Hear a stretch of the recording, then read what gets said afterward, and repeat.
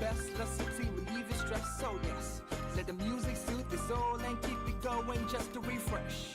Buckle and enjoy the ride from 2 to the half of the 5. Mondays to Fridays, happening live. Where we gon' have a ball, you can text your guys. Let me tell you what you really gotta do. You can count on us, we come through. We got everything you need, us true. Are you ready for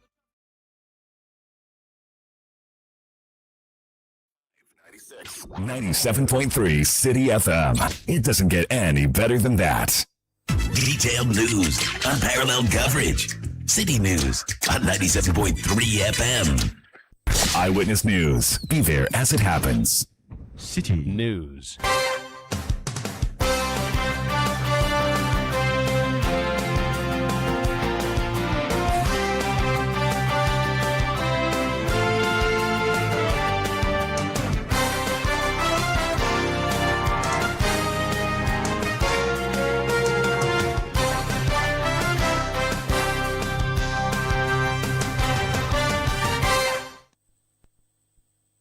It's 1700 GMT. This is Eyewitness News on 97.3 Citi FM.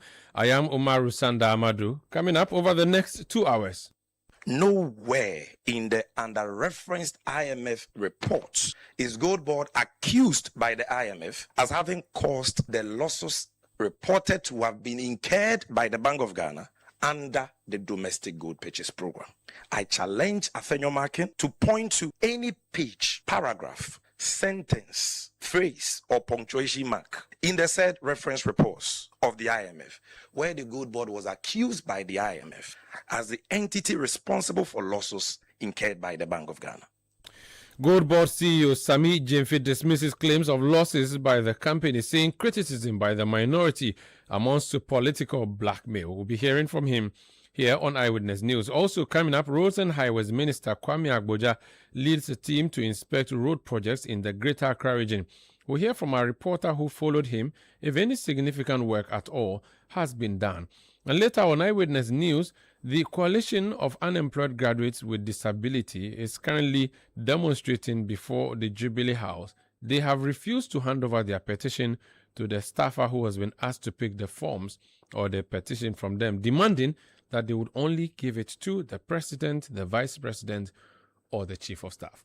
Stay with 97.3 Citi FM for more on this and many other stories on Eyewitness News. And in business, we'll be hearing from the business desk on the latest in the world of business. We have a talk back later on the show where your views would be received and read with the rest of the world. You can send messages to 0539 986 996 0539 986 996.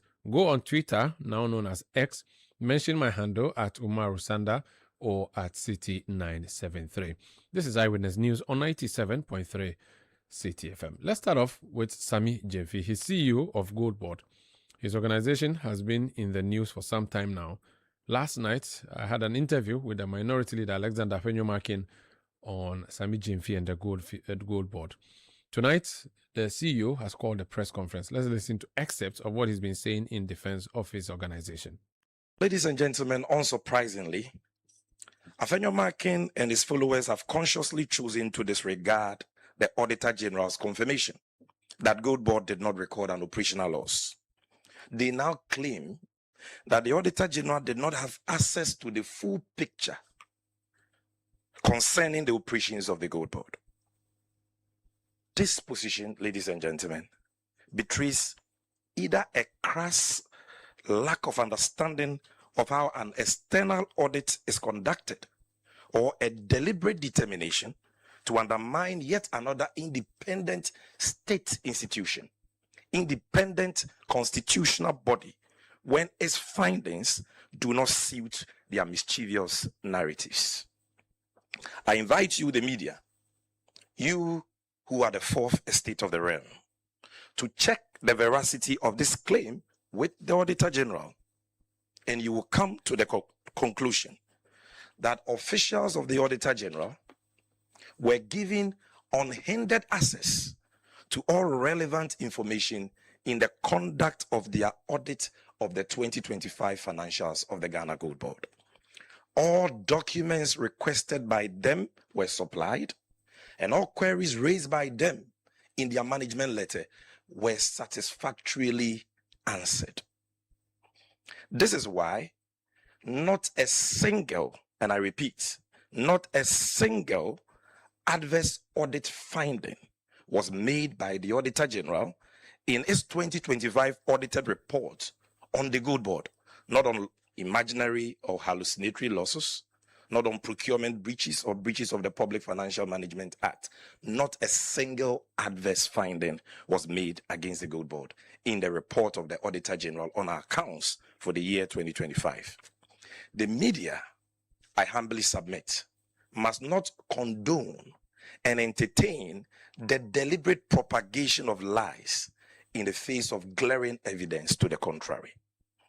Now, friends from the media, after adducing these indisputable findings of the Auditor General to puncture the lie that the Good Board made losses in 2025, Attah-Mensah and his associates quickly abandoned this line of attack and have now sought refuge in the recently published IMF report on the Bank of Ghana's on Ghana's extended credit facility, in which the IMF reported that the Bank of Ghana recorded a loss of $1.7 billion under its domestic good purchase program in 2025. Their position has now conveniently changed from the old false narrative that the Good Board made losses to the new false narrative, which is that the Good Board is responsible for losses incurred by the Bank of Ghana under the domestic good purchase program.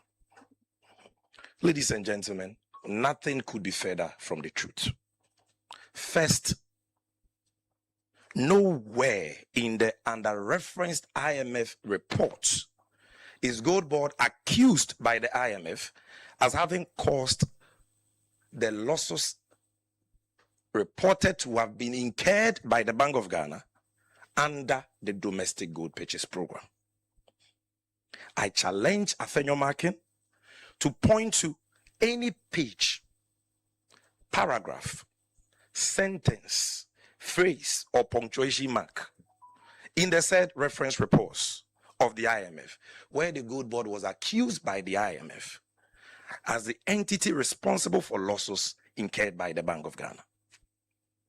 In summary, ladies and gentlemen, what the IMF report states is that Bank of Ghana incurred losses through the sale of gold under its domestic gold purchase program of $400 million in the year 2024 and $1.7 billion in the year 2025. And that the 2025 loss of $1.7 billion was as a result of, I'm quoting the IMF verbatim, the scaling up of the domestic gold purchase program, not incompetence or mismanagement. According to the IMF, that loss was as a result of the scaling up, the expansion of the program. The IMF also stated that these accounting losses partly reflect valuation effects.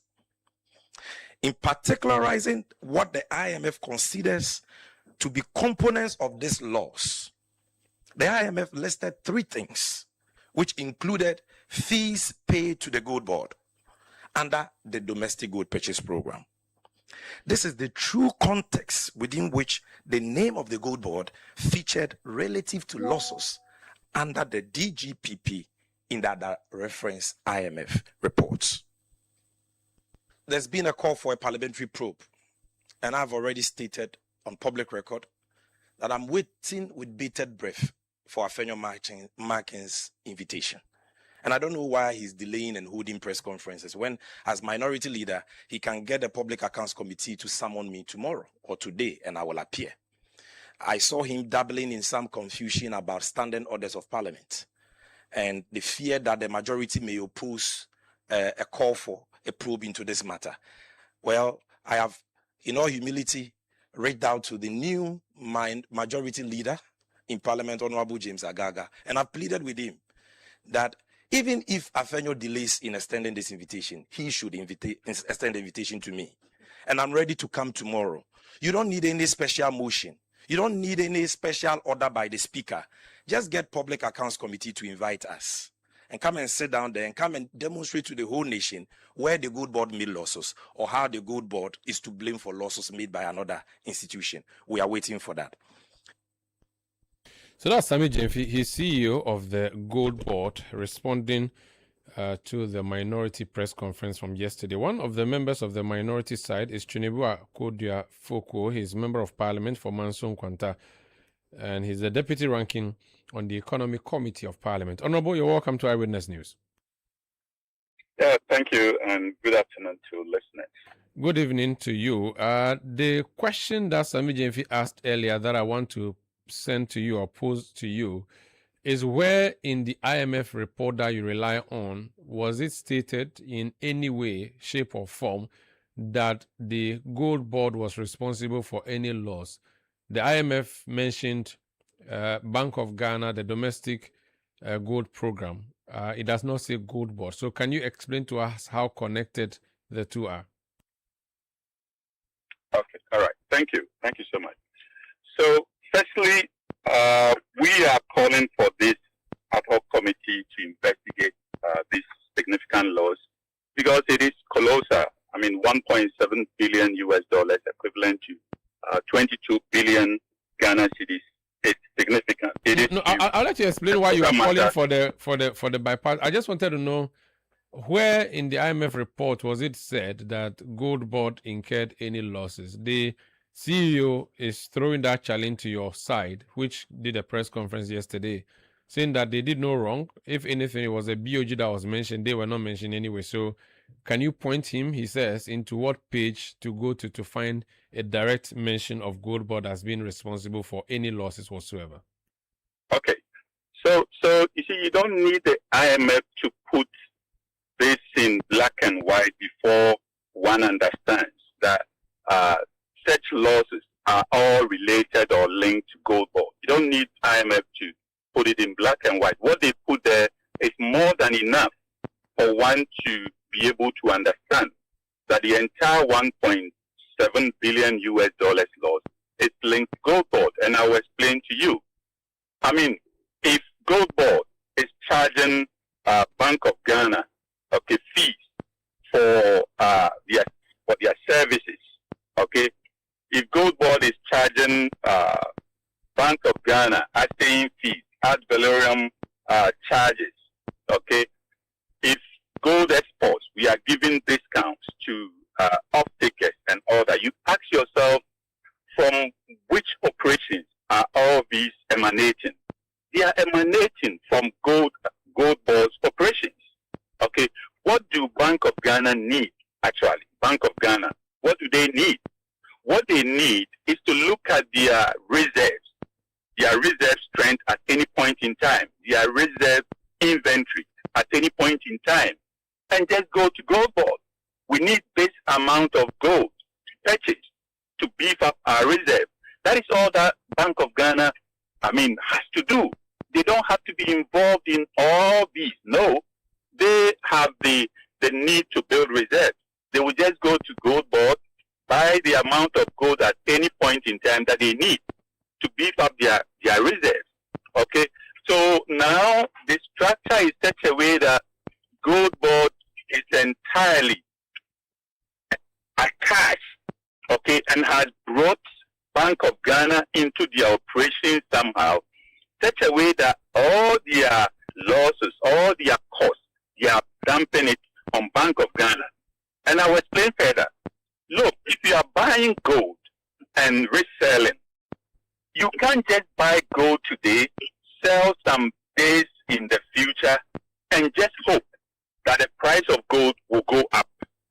And if it doesn't go up and it goes down, you make a loss through revaluation, and that revaluation loss will be poured on another institution, which is Bank of Ghana. What kind of structure is that? Where is that done? If you are having your FX, exchange rate that is going against you, there are structures, there are ways that have been done over the years to manage FX risks, to manage gold revaluation risks. All these risk management structures are there. Why is it that Gold Board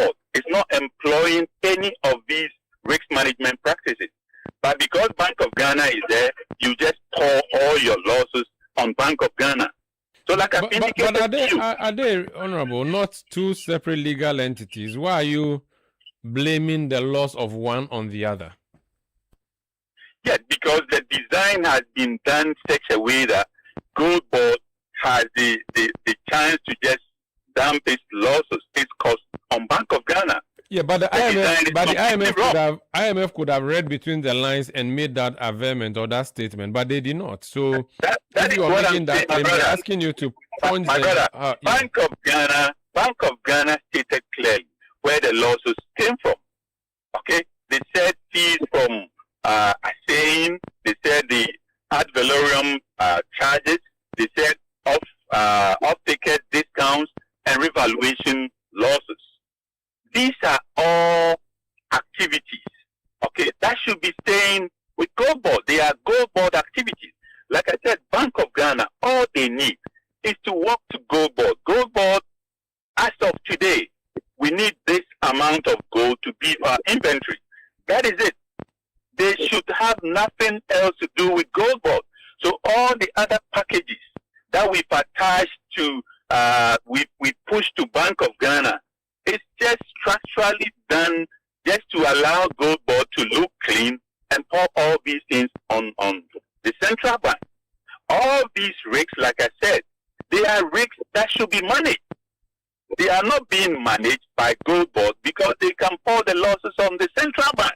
Okay, how many gold commodity traders do we have? I mean, around even in the sub-region, there are several of them.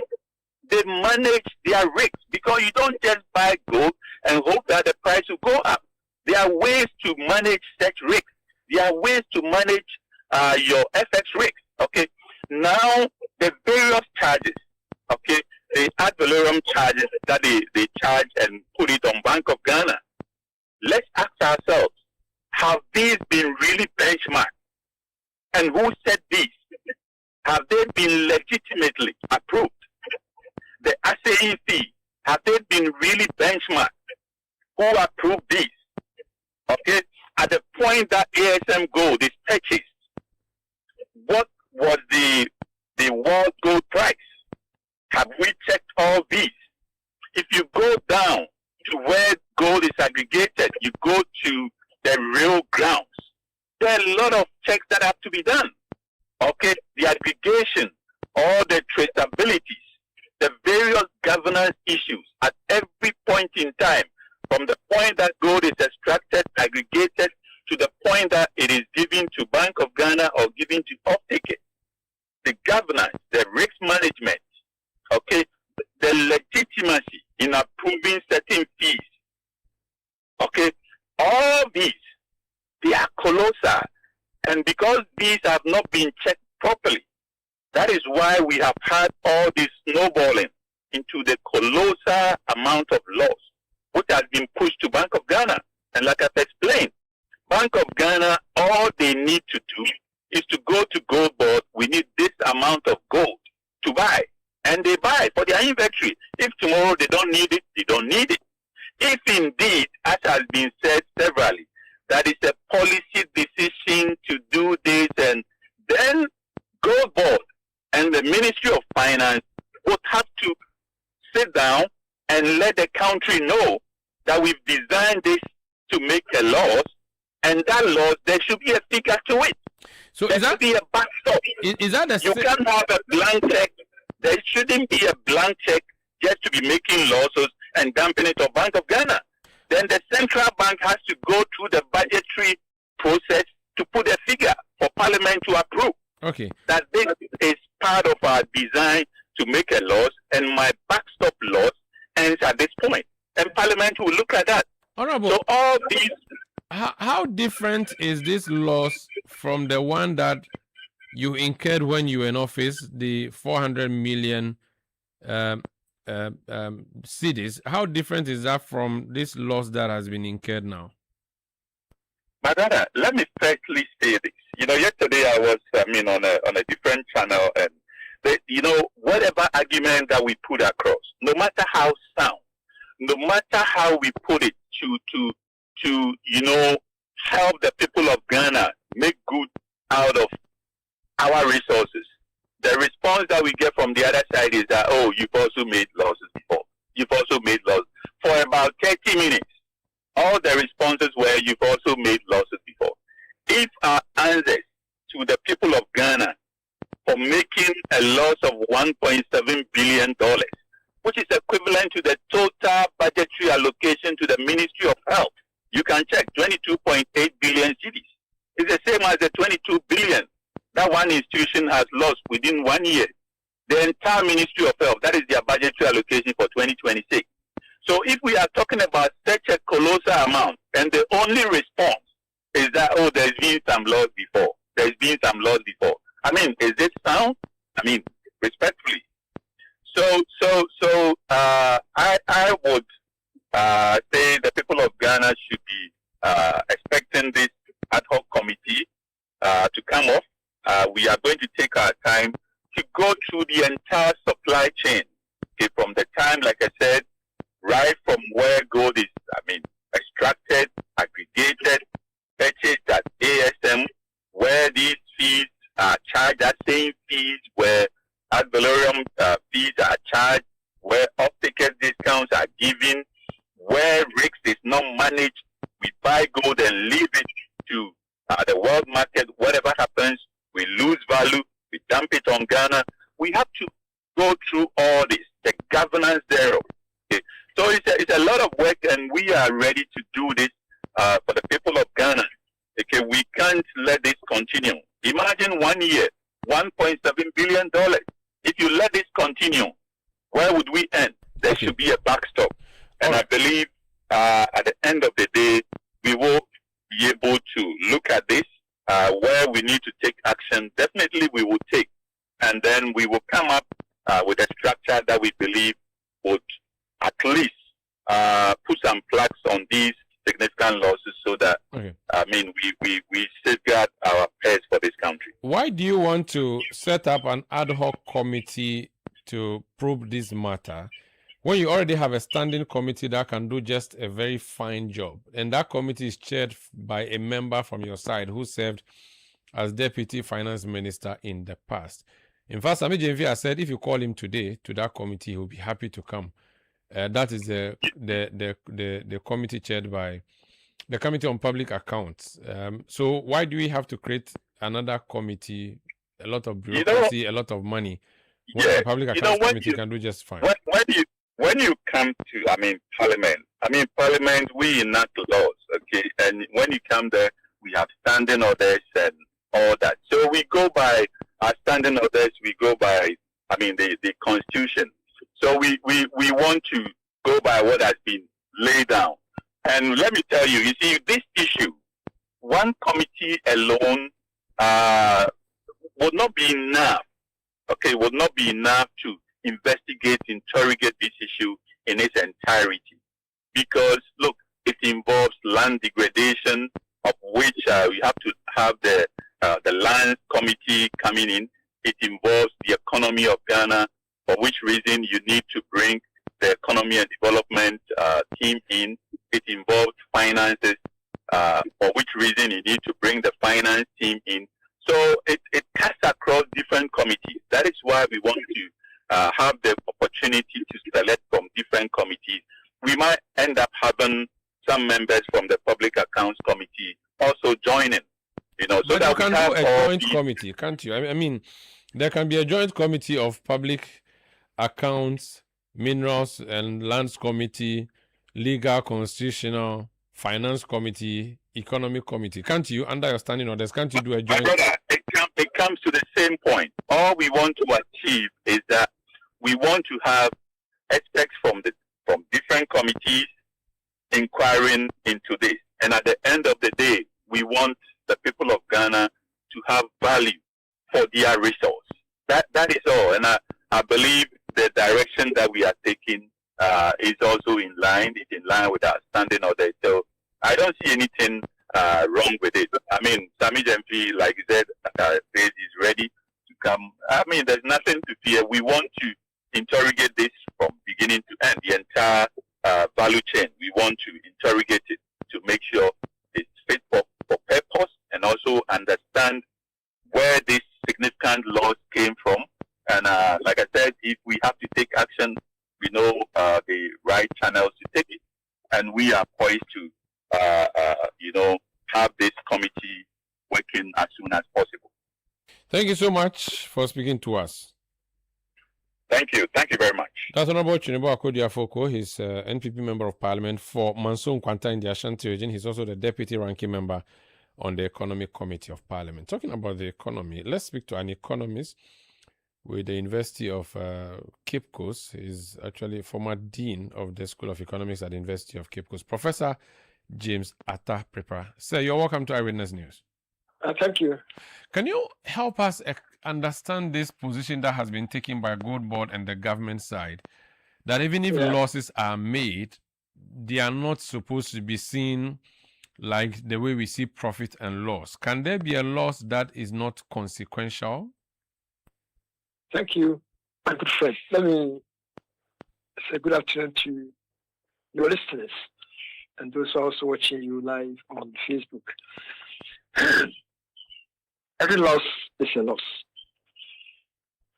Every loss has immediate or short-term consequences and long-term consequences. So there's nowhere in the world that you can say that this particular loss has no consequential effect. Ideally, Gold Board business, from my point of view, should be separated from the government, from the Central Bank or Bank of Ghana. This is how it should go. Then you buy gold, you aggregate gold, you offload, you sell. The best approach is to go to the money market, borrow at commercial rates, buy the gold, aggregate, and do whatever you want to do with it.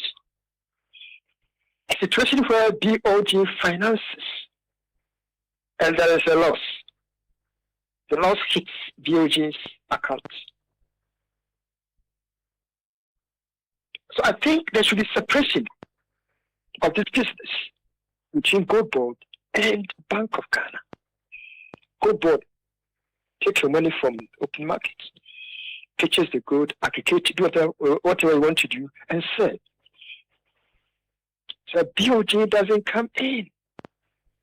So BOG will be in deficit as a result of the financing activities that they have provided for Gold Board. That is how I see it.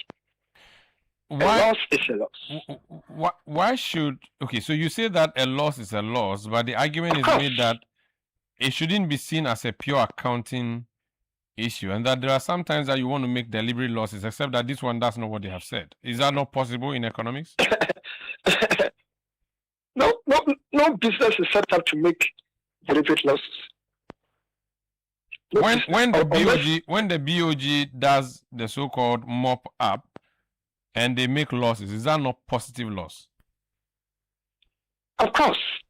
So you... What about income from but this is a situation where Gold Board says they go. We have income, we have inflow. So we have, on the balance sheet, you see income and expenditure. So even though BOG will be mopping up for the sake of stabilizing the city, I mean, that credit must be given to them. That mop-up exercise is what has been stabilizing the city until today. The other side of the issue is that any losses arising from the trading activities is a loss. It's a loss. Why should we blame a BOG loss on Gold Board? Can you connect the dots for me? Yeah, they financed it. BOG finances. They cannot be treated as separate entities. Well, because I agree with you. Because who established the Gold Board? The same government. Who appointed the CEO? The same. So it is difficult to see the two of them as independent. Governor will be influencing activities of BOG.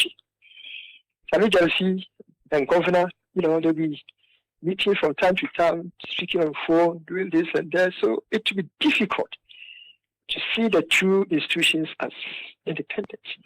But time has been taken, of course. That's why I'm saying that if we want to avoid this kind of loss, let's go board, go to the open market, the money market, borrow their money, and buy the gold. So BOG should stop financing gold board. Period. Okay, I'm looking still at a way to see if the loss can be celebrated rather than lamented upon. Dr. Steve Mantiel understands our extractive industry more than many people. He has been quoted as saying that the current debate that is ongoing must consider the amount of foreign exchange generated by gold board rather than focusing only on the losses. Can we say that the cost-benefit analysis would be positive on the side of gold board, even though there were losses, but the cost-benefit analysis is in favor of... I lost the professor there, Professor James Attah-Mensah. He's a former dean of the School of Economics at the University of Cape Coast. I was trying to have a conversation with him on gold board. I'll be back to do more. Please stay with us. Eyewitness News. Be there as it happens. You know that feeling when you're getting ready for work. Your shirt is still crumpled and the iron is just starting to warm up. Or you're late for the wedding and now about to blow dry your hair. Or you have just stocked up meat for the cold store and then suddenly, light off. Life just keeps getting paused. But what if your roof, yes, your roof, could keep things running in your homes and businesses?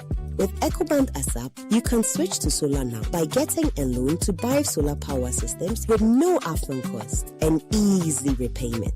Power your life through EcoBank's vetted solar vendors and lower your power bills over time. Take back your power with EcoBank ASAP. EcoBank, the Pan-African Bank.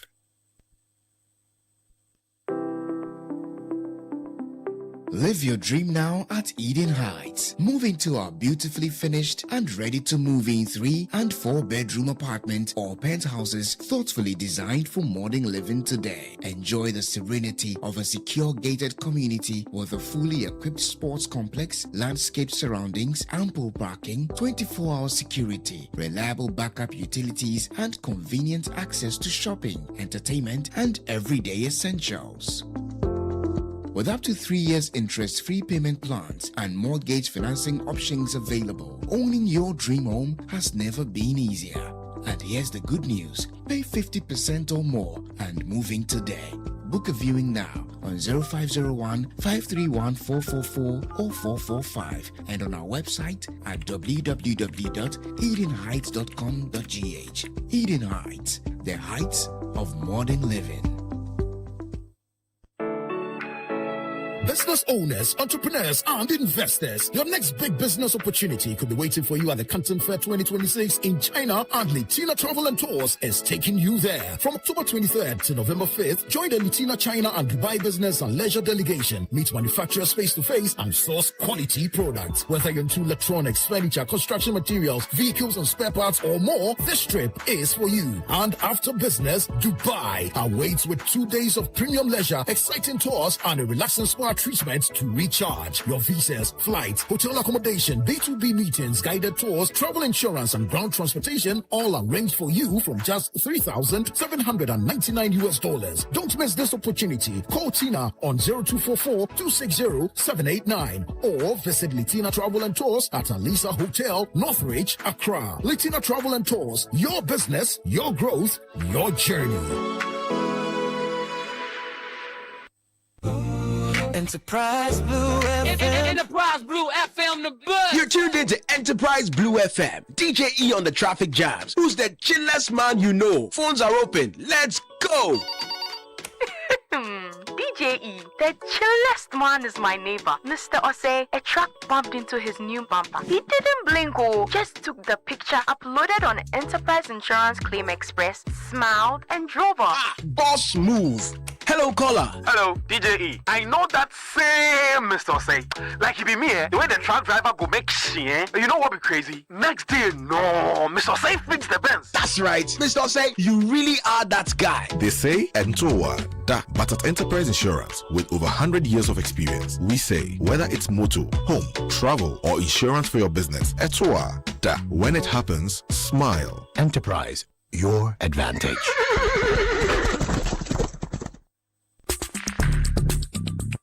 Let your voice be heard on Eyewitness News on Facebook at facebook.com/Citi97.3, Twitter at twitter.com/Citi973, and Instagram at instagram.com/Citi973 with the hashtag Eyewitness News. Yeah, welcome back. This is Eyewitness News on 97.3 Citi FM. Fafa Melody Potife from the Citi Newsroom is in studio now to bring us news summaries. Fafa, take it over. Well, the National Officers Election Committee of the New Patriotic Party says preparations are far advanced for the party's upcoming national officers elections in Kumasi. The committee says several subcommittees have been formed to oversee the legal, electoral, logistical, and accreditation aspect of the exercise. Chairperson of the NPP National Elections Committee, Frederick Opariansa, said the party would be ready on Saturday, October 3. We have an organization committee which will be looking at the ground itself, feeding, accommodation, transportation, safety and security, health, and all those things concerning the election. There is a Secretariat Register and Accreditation Committee that, as the name implies, will be handling the Secretariat work. For instance, we open nominations for prospective aspirants to pick up nomination forms since Monday. And the Secretariat has been sitting and making sure that any time that somebody appears between the hours of 9 a.m. and 3 p.m. daily from Monday to Saturday, there are people available to serve them. They will be also working on the D-Day on site. They will be working to make sure that we have a clean, credible register. And they are going to prepare accreditation for various categories of persons that are actually required to be present to cast their vote. So all kinds of preparatory work is currently going on into the planning and the preparatory stages of getting us ready to go to Kumasi for the exercise itself. Well, Frederick Opariansa also outlined activities that will follow the close of nominations on Saturday. Well, after Saturday, we will sit and now receive the forms. So they will come and file the nomination. And that will be open, I think, from 23rd to 28th or so. After which, we'll close the entire nomination process, the filing of nominations. And then from the 31st to the 3rd of 31st of August to the 3rd of September, we will have them subject themselves through the vetting process. It is our hope that the vetting committee is able to release its report to us, so we publish it on the 5th of September. And 6th and 7th will be open for appeal. The appeals committee will sit and consider any appeals that might have come through after the publication of the vetting report. Now, the appeals process ends with a possible re-appeal to the National Executive Committee. And so the National Executive Committee and National Council are scheduled to sit by the 10th of September, which will bring that entire process to a closure. Well, that was the chairperson of the NPP National Elections Committee, Frederick Opariansa.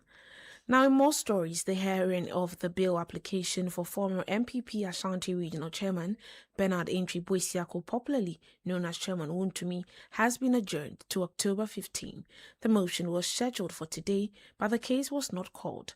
The court clerk subsequently announced that the matter had been adjourned to October 15. Deputy Attorney General Dr. Justice Remsai, who is leading the prosecution, was present in court. However, Chairman Wontumi and his lawyers, led by Samuel Attah-Mensah, were absent. The bill application relates to the 15-year sentence Chairman Wontumi is currently serving after he was found guilty of illegal mining activities.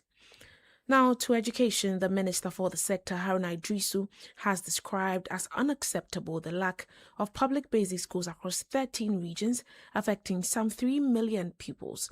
Speaking at the Foundational Learning Evidence and Implementation Support Day, he said government is working to improve the learning conditions of affected pupils. A proactive and responsible government must respond to this need. The need that it is unacceptable to have this population not assured of access to basic education, particularly when the Constitution of Ghana, the 1992 Constitution, guarantees free, compulsory, universal basic education. While the Education Minister also called for greater priority to be given to foundational learning. We need to prioritize basic foundational learning, realign and direct investment into foundational learning, recognizing that foundational learning unmistakably is a gateway to the success of any educational system. And therefore, we need to prioritize basic foundational learning. That was the Minister for Education, Haruna Idrisu. Thank you so much, Fafa Melody, reporter for this Eyewitness News on 97.3 Citi FM, broadcasting from our studios in Accra and around Ghana on a host of affiliate stations. In the Western region, we are in Takwa on Adwinpa 100.7 FM. We are also in Takrady on Beach 105.5 FM and Sky 93.5 FM. In Bono region, we are in Sunyani on Greener 95.9 FM. We are in Ashanti region on Adwinpa 99.9 FM in Nkawie. In the Volta region, we are on Heritage 107.3 FM in Hohwe and Freedom 88.1 FM in Sogakopa. In the Northern region, we are on Radio Gaki 88.3 FM in Saboba. In Upper East, we are on Quality 88.7 FM in Garu. In Bolga, we are on Bolga FM 102.7. In the Northeast region, we are on Nobia 98.1 FM in Nalerigu. We are on Radio Jimbali 107.3 FM in Jimbali. And in Upper West, we are on Pupili Radio 92.7 in Wa. The show is also live on YouTube and live on Facebook. Do follow the live stream from there and understand what the situation is. You can send messages on 0539 986 996 0539 986 996. This is Eyewitness News on 97.3 Citi FM. Let's talk about road infrastructure now, shall we? And you do know that this government has talked about the big push agenda to fix roads. The Minister for Roads and Highways has been doing some tours of the various road projects across the country. Today, he was touring road projects in the Greater Accra region. Chris Kevin Esima of the Citi Newsroom followed the team. Chris, you're welcome to Eyewitness News. Thank you, Sanda. Now, the team that went out, who and who were on that team, and where were the places that they went to? Well, Sanda, so today was the Greater Accra tour, and you know the roads minister has been visiting all road projects across the country. So today he decided to tour Greater Accra, and he was on the tour with his deputy minister and also the chief director from the ministry, as well as the chief executive from the Ghana Highways Authority, and that of the other officers in terms of roads, that's feeder roads, urban roads. They were all on the tour. Okay. So the first point of call was the Accra Tema Motorway Expansion Project. That's a 27.7 kilometer.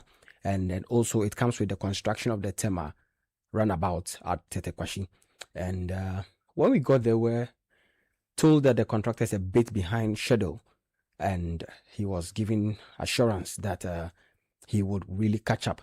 But then we are reliably informed that the project entirely, that is both the interchange and the whole project, is 50%.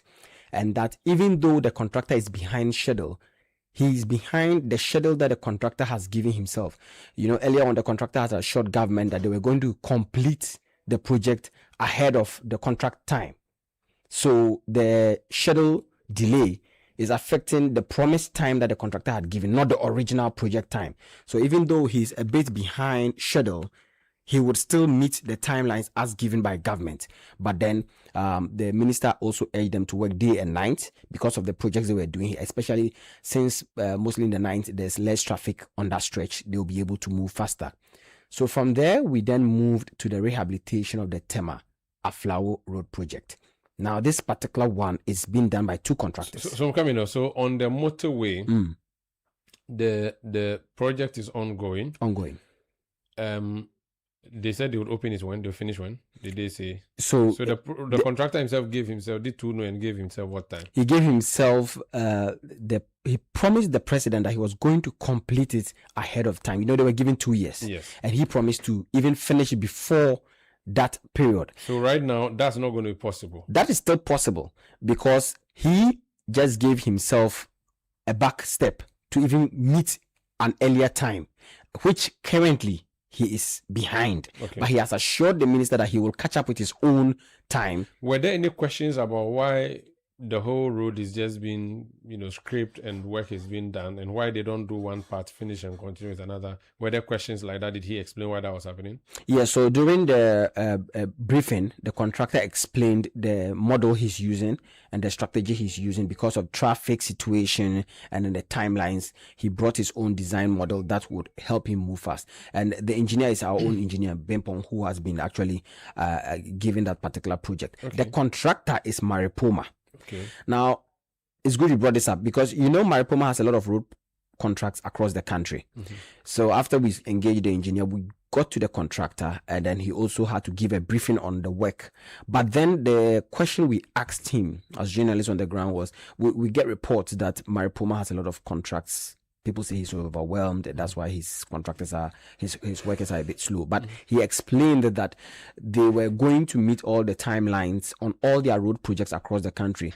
Mind you, Maripoma is the same contractor working on the Boli Swola Wa Road, which the president visited the place and wasn't happy. The roads minister himself had to go there and complain. We were recently there on our community tracker. We saw the situation. And Maripoma has contracts across the country. And it seems that most of these projects are a bit slow, and we met the contractor, the chief executive himself.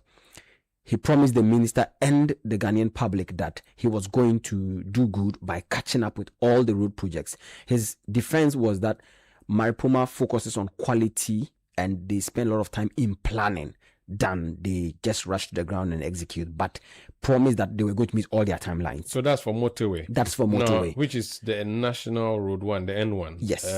But it continues also to the Pram Sogakope. Exactly. So you went on that stretch as well. So what we stopped to inspect was the rehabilitation of the Temaflao Road project. Now the Temaflao Road project is being done by 2 contractors, and that is Fair Sky Limited and BHM Construction Limited. There the minister wasn't happy.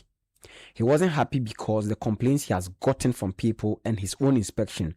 Mind you, the minister has even tasked the Ghana Highways authorities to even check these projects even over the weekend. So sometimes highway workers are not having a holiday during the weekend. They go around sites, including the chief executive, to inspect. And the minister said he wasn't happy. It looked as if they don't want to do the work. That was the minister's words. Because when he got there, a lot of the work that at least he expected them to catch up with, they had not. And moving forward, I will explain. Now, when he lamented his situation, they also explained that most of the works they had done, especially that had to do with culverts and bridges, were what was slowing them down. And then in some parts of the Aflao Road, they had to do some extension. Now, you would see some big companies along the stretch. We have a real estate company that is putting up structures there. We also have a water manufacturing company, beverages company also along the stretch. And it looks as if they have to work with Ghana Hydro to speak to some of them to move a bit backward so that they could work there. Also, they had some structures that were on the way that are refusing to move.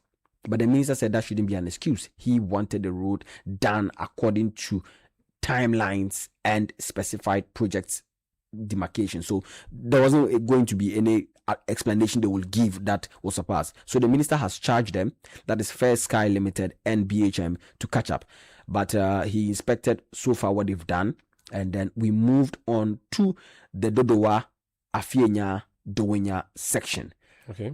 Now, Dodowa Afienya Dowenya. Good. Okay, so Dodowa is so if you take Adenta to Somanya, Dodowa is on there somewhere. Yes. Afienya is on the Tema to Akosombo Road. Yes. 2 major roads. Now, in the middle is So then... So there's supposed to be a road connecting... Now, Dawenya is on the Aflau Road. So there's a road, if you're coming from Sogakope in the Volta region, or you're coming from Aflau in the Volta region, and you intend to go to Akosombo, you don't have to come all the way to Tema roundabout. No. You get to Dawenya and you turn right. That road is very bad. It's been bad for a long time. It will take you all the way to Afienya. Yes. Then you can continue. If you're coming from Akosombo and you need to go to Dodowa, when you get to Afienya, you're coming to Akosombo, you turn at Afienya right. It takes you to Dodowa. Yes. If you are from Adenta going to Somanya and you decide you're going to Tema, you can just branch off at Dodowa and join Afienya and go back to Tema. Exactly. So that road in the middle there is what you're talking about. Exactly. Okay. And we were told by the contractor that, you know, the June disaster, the flood, had stalled a lot of work because they are constructing a major bridge on that stretch to link up the road. And the entire bridge construction is supposed to take a full year. And they were ready with beam work and they had laid all their pipes only for the disaster to occur. They showed us videos of what happened during the flood. The whole bridge construction was under the water. Okay. And it had disrupted all the work they have done since December last year till March. So the contractor explained and even showed footage that they had to take away all the rusted metal, iron rods, everything, and start from scratch, but still assured the minister that they were still going to catch up at the media timeline. That was the major part of their project that they think, if completed, they will be able to complete the whole stretch. Did they give any percentage of work that they have done so far, and how soon before they get?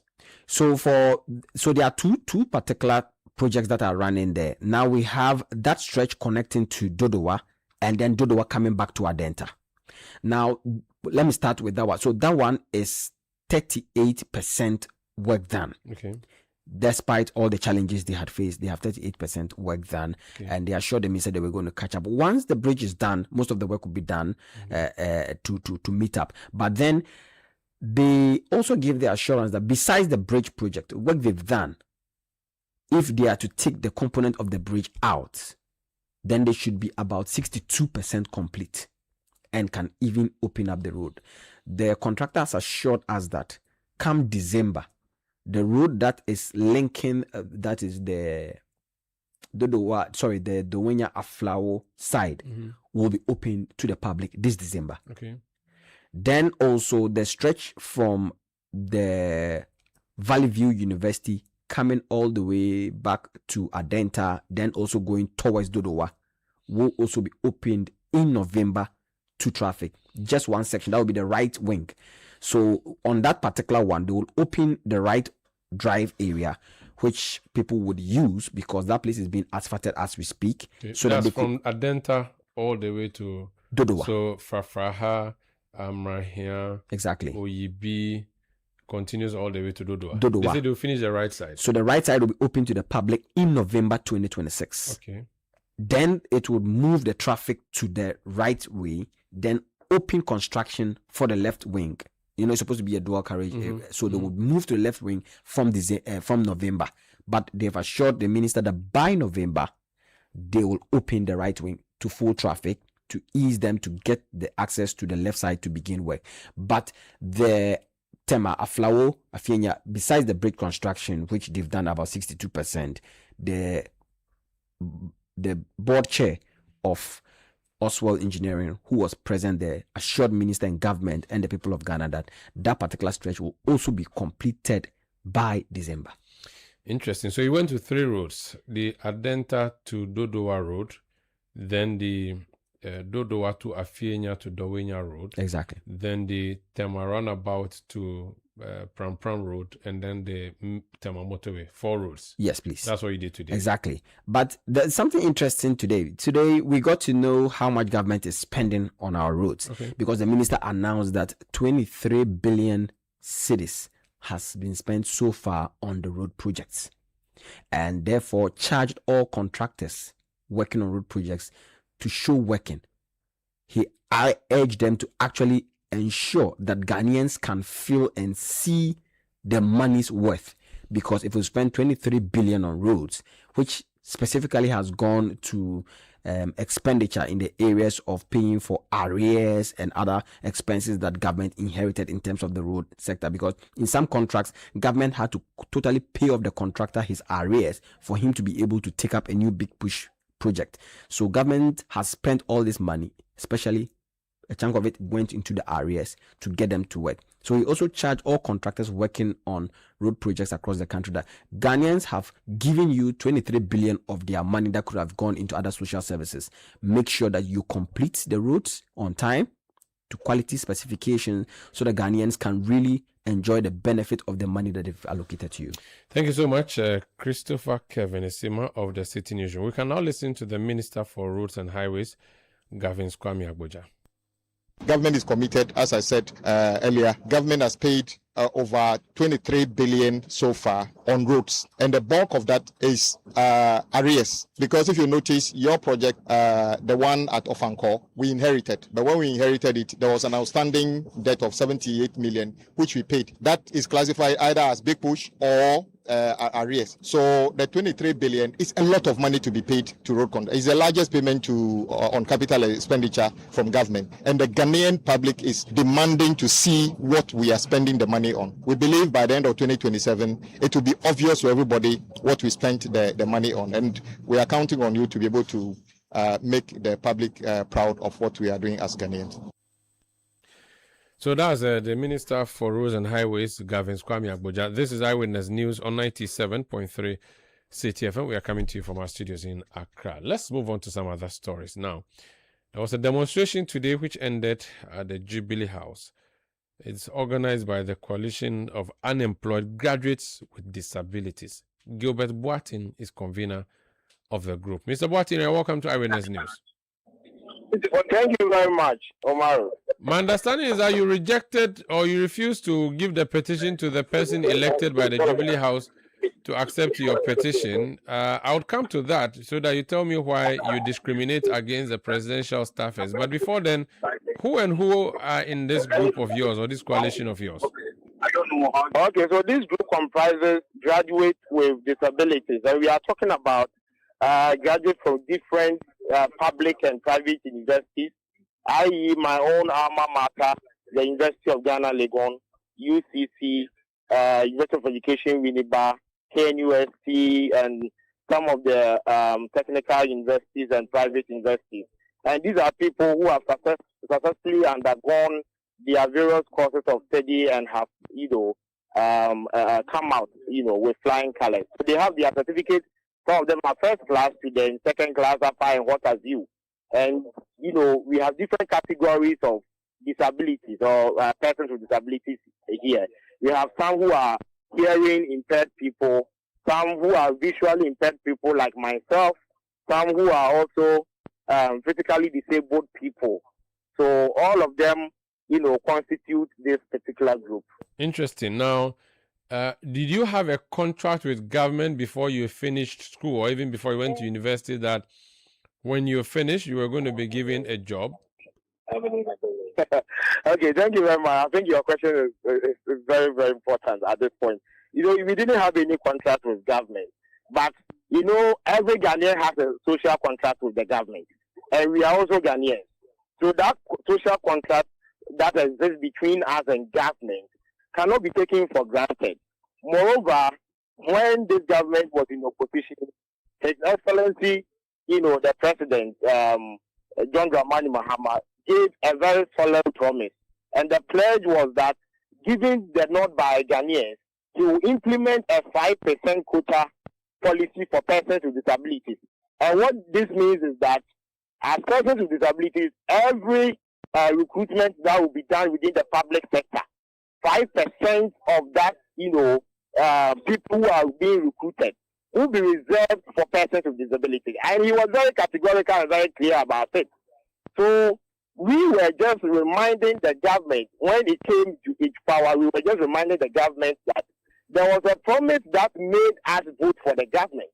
And that promise cannot be taken for granted. And the president himself, during the launch of the free tertiary education for persons with disabilities, reiterated by contending that persons with disabilities, we have, our fair share of the national cake. And that is not given to us on sympathetic grounds. It is given to us because we deserve it. And we are not asking for charity as we always say. So clearly, we started reminding government that a number of our people have been in the house for 10 years. Some of them 15 years, 5 years, and what have you, after school. And we think that it is very repugnant. At this point, we can't tolerate it anymore. Government should use persons with disabilities who have graduated from the various, tertiary institutions as a source of motivating or embodying those who are begging for alms at the roadside, so that they will also see the need to go to school. Because if we are condemning or deprecating the fact that persons with disabilities should not be begging on the roadside, then those that have gone to school and have not been given the opportunity, those at the roadside will not be emboldened. Omar, you agree with me? What I would agree with you is that unemployment is a national issue, regardless of whether people are able or disabled. In fact, I was a moderator. Let me land with my question. I was at the UPSA today, where the Ministry of Youth Development, led by the Minister Pablo, did the youth forum, and all the CEOs for the various youth agencies were there. And the general story is about postings, unemployment, and so on. Why should your case be any special than the thousands of unemployed graduates who came to the UPSA today at this youth fair? Why should your story be treated any differently?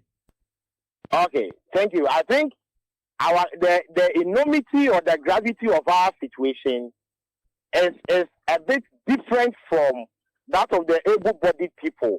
And I say this because, Omari, for us, as I said earlier, there are peculiar issues that we go through or experience that you don't have any form of disability or impairment, you don't experience. For example, you and I could complete the University of Ghana at the same time, the same year, maybe even the same class. But if I'm not getting employment and you are also not getting employment, you could go into some menial jobs like, doing Uber or Bolt or whatever it is. I cannot do it. So if you put the two of us together, our needs can never be the same. So if you marry our needs together, it means you are getting it wrong. So at this juncture, what we are saying is that we understand that there's a general national issue or menace of unemployment, but the challenges do not apply, to all of us the same. You understand? So that is why we are telling government that our needs are not the same. Therefore, we think that even though there's a general issue of unemployment, persons with disabilities should be given preferential treatment. And this is not just coming from us because we feel like we are special. Ghana has ratified to certain treaties. For example, the UNCRPD, which is the United Nations Convention on the Rights of Persons with Disabilities. And this convention, Ghana ratified it in 2012. And it says that at least 2 to 5% of the workforce in every state that has signed up for this treaty should be persons with disabilities. If for nothing at all, for the purposes of diversity. So if Ghana has not met this, clear provision in the UNCRPD, then that will be an egregious violation of the UNCRPD, which Ghana has ratified. You understand? So I don't think that it is even a case to contend about or a bone of contention to even discuss whether or not, because there is a general national issue of unemployment, everybody should be put in the same bracket. That cannot be the case. Okay.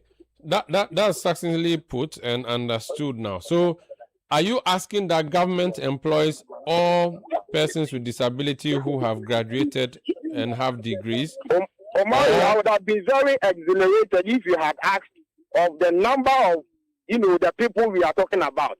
How many? The number is not a whopping number at all. Just about 400 to 500 persons with disabilities. Hey. Which, if they are given the opportunity, will not affect the economy in any way.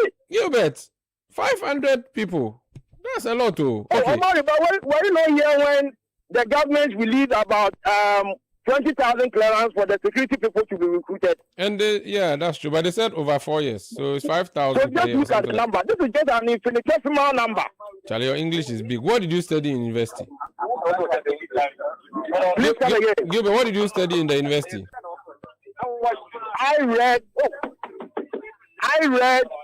I have 2 first degrees. I have a degree in political science and philosophy from the University of Ghana, Legon. Okay. I have another degree in law from the University of Ghana. Currently, I am a law student at the Ghana School of Law.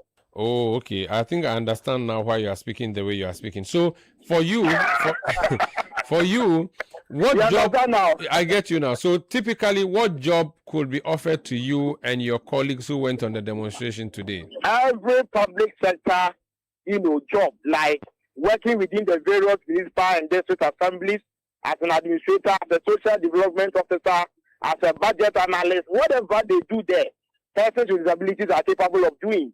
Those who have gone to UCC and Winneba and what have you to receive training to be able to teach in the classroom are also available among us, and they can also go and teach.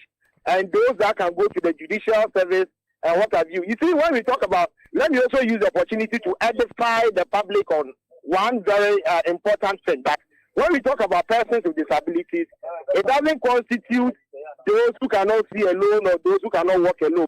So sometimes when you say, okay, a person with disability can even work at this place, people will just look at one impairment, one type of impairment, and do a conclusion that, okay, because maybe the person is visually impaired, maybe let's say he cannot work in the, let's say in a bank or something, but that doesn't work. We have persons with disabilities who are physically disabled people, who are going to study economics, who have studied mathematics or whatever, those courses, and they can work in a bank. They can do everything that you have to, if you give them the opportunity, they will do. Okay. And usually all that we call for, Omar, is equal opportunity. Okay. And if you give us the equal opportunity, you give us the requisite material to optimize our quest to work efficaciously, we can really, really, really perform the task, even very well done. Sometimes those who can see, try and use normal English words. Because my dictionary, I left it at home, so I cannot understand some of the things you are saying. Oh, are you sure? Yes, I don't have my dictionary here with me. But how long has this been? This your non-employment? All of you demonstrated. Were you recently unemployed, or you've always been unemployed? When did you graduate from school and so on? Okay. Some have been in the house for 10 years. Some have been in the house for 8 years. Some have been in the house for 6 years. There are some 3 years, some 2 years. So the situations are not the same. But the dire ones are those that have been in the house for, let's say, 15 years, 12 years, and what have you. But why we decided to come out this time around is the fact that under the previous government, they employed some people within the local government and the civil service. But this particular government, when they came into power, since January 2025, they've not done any recruitment where persons with disabilities have sailed through. So we thought that we needed to engage the government, especially President Mahama, whom we really trust that will listen to us. So that was the reason for which this very petition was staged. And we have told the national police service Okay, Gilbert, can you hear me? The line keeps going up. Can you hear me, Gilbert? Can you hear me now? Yes, I can hear you. My question is... the promises that they're giving to us, if they fail, we will definitely get back to the Jubilee House with another much more intensive, ticketing. Are you aware that the deputy at the National Youth, the NYA, the police headed by Osman Ayariga, the deputy there, yes, Mr. Adongo is a person with disability, specifically a visually impaired person, and he sat before me here and told me, I think his nickname is Scorpion. He sat here and told me they were doing a lot of things to support people with disabilities. Are you suggesting that has not resulted in anything? That is a complete hoax. Oh. It's a complete hoax. I mean, Jacob Adongo's sector has not been employed even one person with disability, you can ask him. You can engage him on the line and ask him to furnish you with the data if he has even employed one person with disability since he assumed that position. He understands. Okay. So the further, you see, let me also clarify this. Sometimes people also think that, Omari, sorry to say, I remember I listened to, I think, your interview with someone. He told the person that you are a Fulani person. So the fact that Citi FM has employed Omari Sanda, is it a presumptive conclusion that all Fulani people have been employed by Citi FM? No, that would be a false assumption. Yes. So people think that maybe Jacob Adongo works at the NYA. So for that matter, all persons with disabilities are benefiting from that sector. That is not the case. Jacob Adongo's sector has not even employed one person with disability. And his programs, yes, I know he does.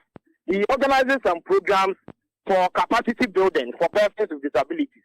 But that has not, as it were, translated into any livelihood, policy or venture for persons with disabilities. Okay. That is why I'm telling you that this, what we are asking from the president now is financial clearance.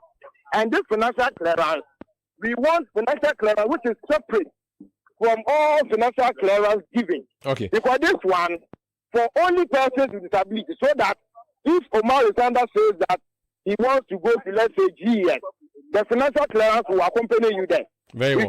If you want to go to, let's say, local government service, we will accompany you there with the financial clearance. Okay. We don't want a situation whereby we may have to go and compete with the able-bodied people, which is a general recruitment, so that at the end of the day, we will be completely forgotten about. Very well, that's fair. Now, last question.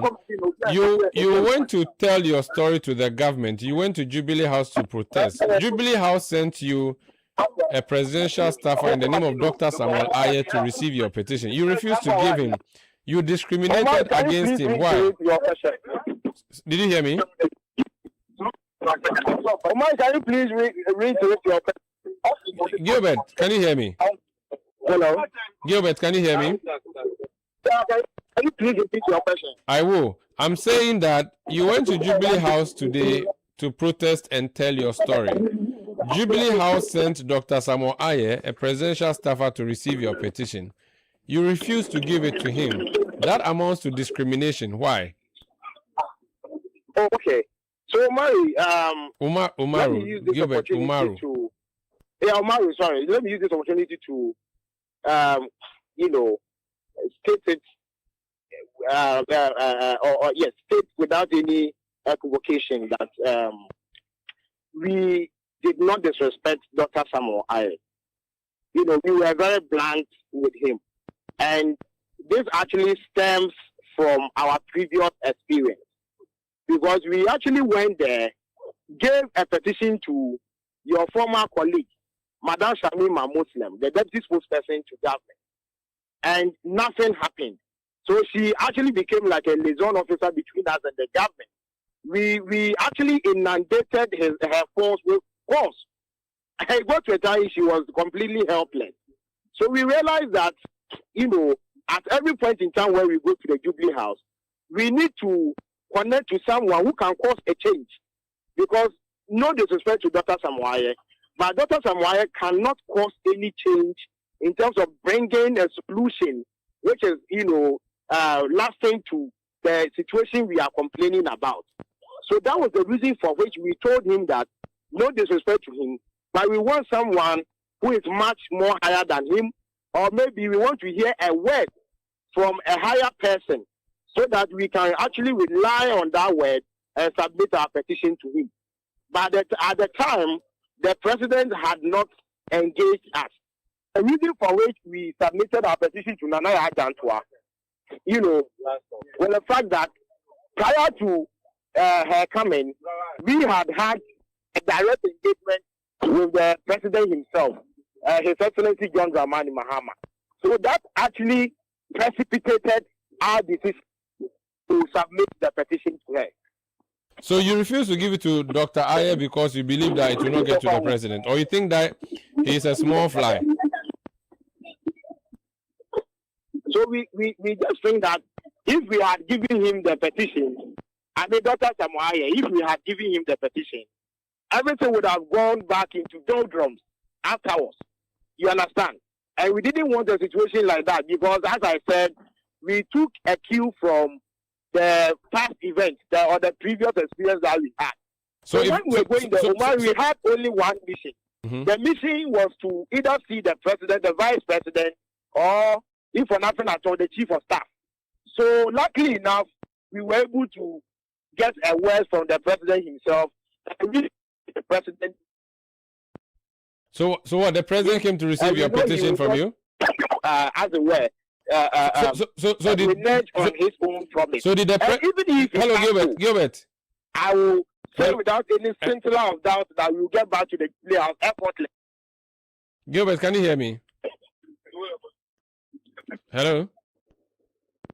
Gilbert, can you hear me? I think I have no scintilla of doubt that I cannot hear Gilbert. Gilbert, can I hear you? Yes, I can hear you now. Okay, so Nana Adjah-Ntua eventually received your petition.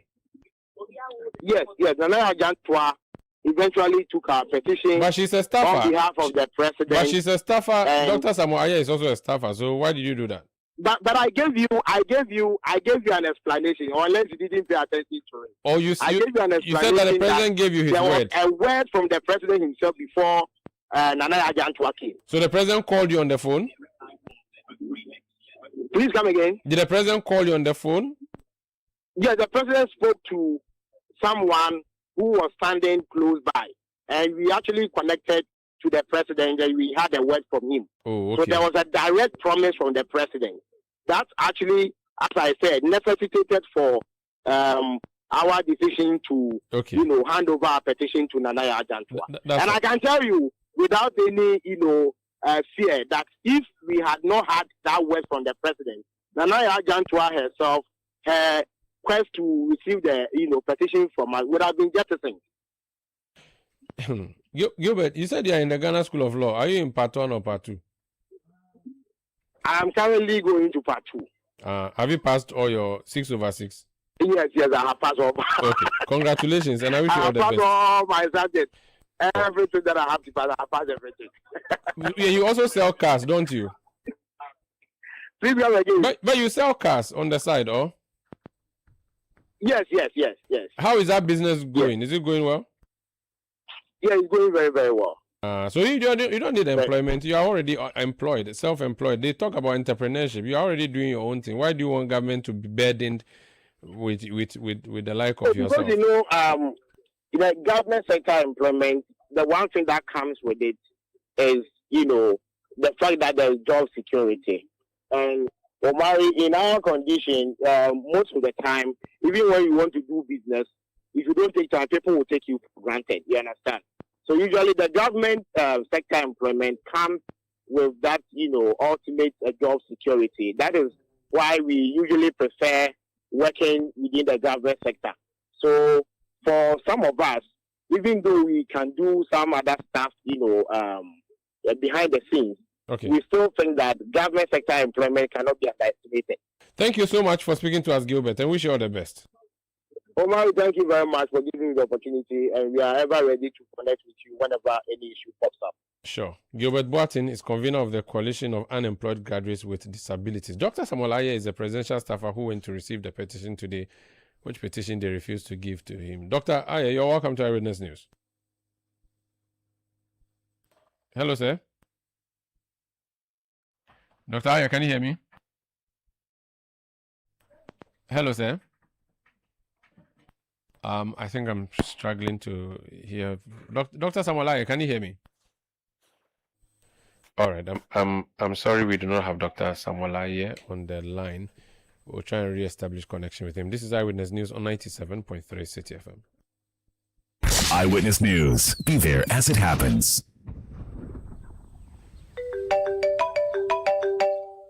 Hello. Good afternoon. I am calling from your bank.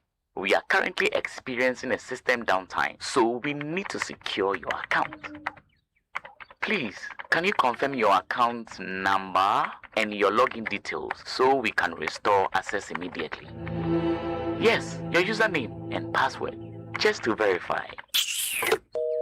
Beware of fraudsters. Your bank will never ask for your login details, PIN or password over the phone. Shine your eye. Spot the fraud. Stop the fraud. This message is brought to you by the Ghana Association of Banks. If you spot the fraud, you go fit to stop the fraud. Make you know they lose God.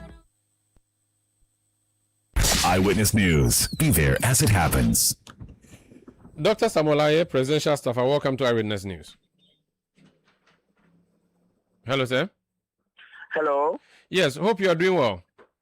Yes, Mumaru, good evening. Good evening to your listeners. Good evening to your Facebook and your viewers on Facebook. Good. Good evening to your production crew. Good evening to you too. What happened today? You were turned away by our friends who came to demonstrate in front of the Jubilee House. So today I received notification that the presidency requested that I, on behalf of the operation of one with disabilities. So I heeded respectfully. Sorry, we lost everything you said. If you can just repeat what you said. Yes, hello, can you hear me now? Yes, please. Yes, that today I received notification. It's really bad. The line is bad. I don't know if you are in motion. If you could momentarily stop, I would appreciate that.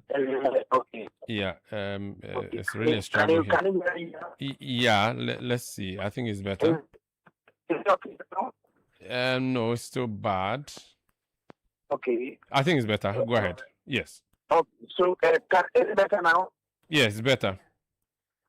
So I'm saying that today I received directives from leadership at the presidency that I have to, on behalf of the secretary, the coalition of unemployed graduates with cities. Initially, we went there and open the accountability was switching the CEO of football. Doc, it's really a struggle hearing you. I don't know what's happening. I'll try and get you back on the line. Apologies for that. Yeah. This Eyewitness News on 97.3 Citi FM. There's a statement from Honorable Alexander Afenyo marking the minority leader on the letterhead of the Minority Caucus of Parliament in relation to the conversation around Gold Board. I want to read it for you. It says, on Tuesday, 18th August 2026, the minority in Parliament addressed a press conference on the financial and operational performance of the Ghana Gold Board and on reported losses under the Domestic Gold Purchase Program. Today, Wednesday, 19th August 2026, government acting through the Gold Board responded at the Government Accountability Series. The minority has considered the full text of that response and states as follows. The Gold Board statement this morning confirms more than it rebuts. First, the loss is admitted. The chief executive does not dispute the IMF's findings that there is a loss of $1.7 billion, which is 22 billion Ghana cedis, under the Domestic Gold Purchase Program in 2025. He disputes only who should be blamed. This is public money, whichever state balance sheet it sits on. Second, the fee arithmetic is now on the record. The chief executive tells us the Gold Board accounted for about 133 billion cedis in advances in 2025, and that it was paid an assay fee of 0.258% and a service fee of 0.5%. On those figures, the Gold Board earned in the region of 1 billion in fees from this program. He also tells us the Gold Board posted an operational surplus of 907 million. The plain implication of his own numbers is that the operational surplus he is celebrating is smaller than the fee income he collected from a program that lost the state 22 billion cedis. Strip out the agency fees and there is no operational surplus to speak of. That is the point he did not address, and it is the point he must now address. Third, he cannot claim the upside and disown the downside. The same statement credits the scaling up of the DGPP with the 41% CD appreciation, the rise in reserves, and so on. Fourth, the funding position keeps shifting. By the chief executive's own account, responsibility for the GANRAP implementation course moved from the Bank of Ghana to the Ministry of Finance in July 2026, and from August 2026, the Gold Board is seeking to raise funds independently. Now, the last but two paragraphs says the 22 billion Ghana cedis losses are reported by the IMF six-country report number 26/213 issued in August 2026 amount to a financial loss to the Republic. It must be accounted for. Finally, a word on tone. The chief executive's reference to a brothel does not belong in a statement issued by a public officer accounting for public funds. Ghanaians asked for figures. They were given insults. The figures are still outstanding. Signed, Osahin Alexander Kwame Apenyo Makin, Esquire.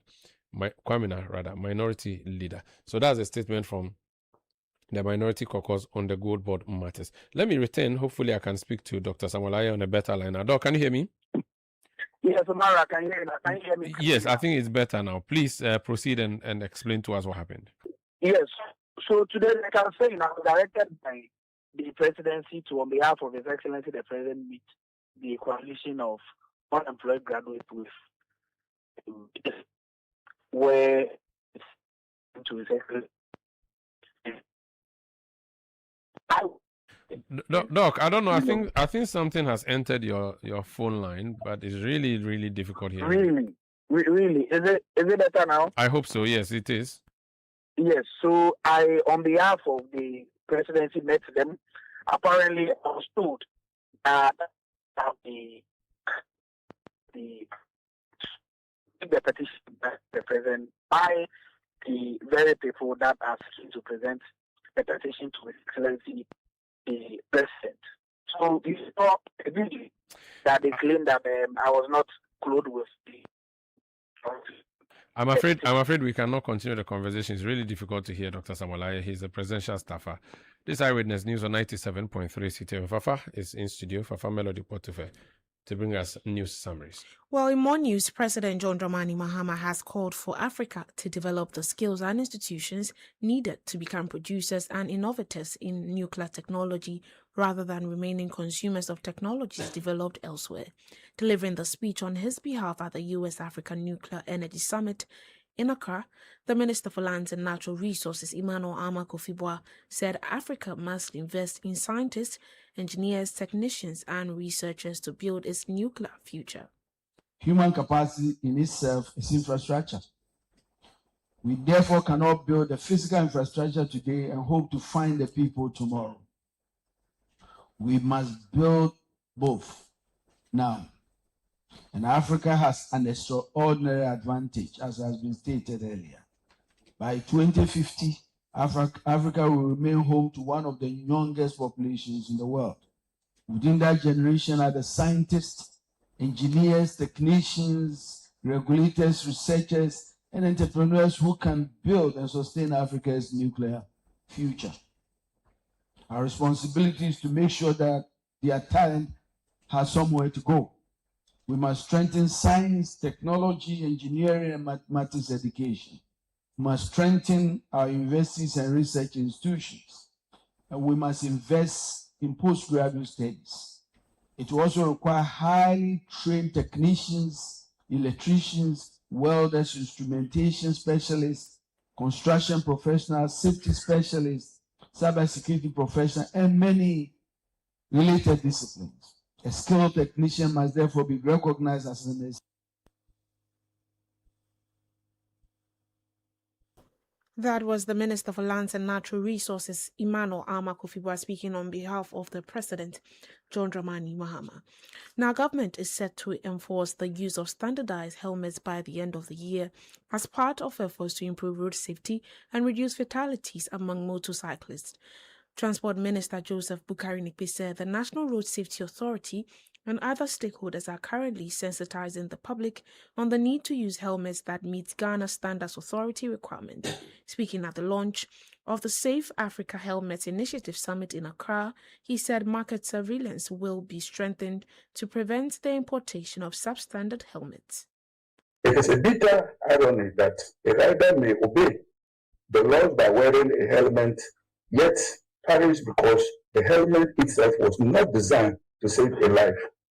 National Road Safety Authority, Driver Vehicle Licensing Authority, and Ghana Standards Authority, therefore, have taken this challenge to ensure that technically and manually, helmets that are brought into the Ghanaian market are of sound and safe standard.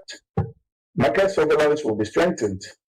The importation of substandard helmets and other little protective clothing will also be checked in our markets to ensure that we obey the standards that have been set. On enforcement and compliance, a regulation not enforced is a regulation not respected. The Motor Traffic and Transport Department of the Ghana Police Service is being resourced to conduct feasible, sustained patrols on our highways and also our inner city corridors to ensure that motor riders comply to this directive or initiative of wearing a helmet. That was the Minister for Transport, Joseph Bukari Nikbe. Now, 6 people are receiving treatment after their vehicle plunged into the Brim River at Brimso on the Accra-Kumasi Highway. The Ghana National Fire Service said the incident occurred on Tuesday, August 18, 2026, near the Enyinasin Junction.